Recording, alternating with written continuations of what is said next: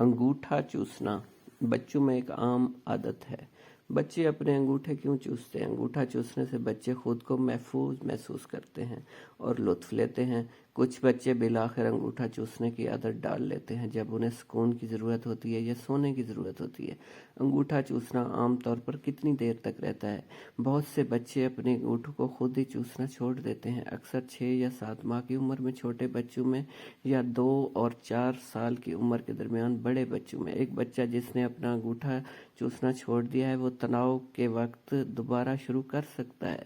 کن بچوں کو علاج کی ضرورت ہے؟ اگرچہ کچھ ماہرین 3 سال کی عمر سے پہلے چوسنے کی عادت سے نمٹنے کی تجویز کرتے ہیں، لیکن امریکن اکیڈمی آف پیڈیاٹرکس کا کہنا ہے کہ علاج عام طور پر ان بچوں تک محدود ہے جو 5 سال کی عمر کے بعد انگوٹھا چوستے رہتے ہیں۔ بچے کو انگوٹھا چوسنا بند کرنے کی ترغیب دینے کے لیے کیا کر سکتے ہیں؟ اپنے بچے کی تعریف کریں یا چھوٹے انعامات فراہم کریں، جیسے سونے کے وقت کی ایک اضافی کہانی یا پارک کا سفر جب وہ انگوٹھا نہیں چوس رہا ہو۔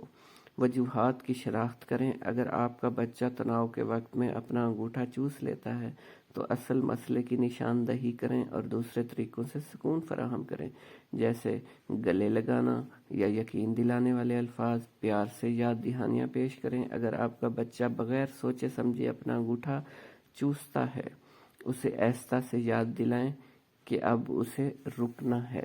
ویورز، آپ کو سٹوری اچھی لگی ہو تو چینل کو سبسکرائب کر دیں۔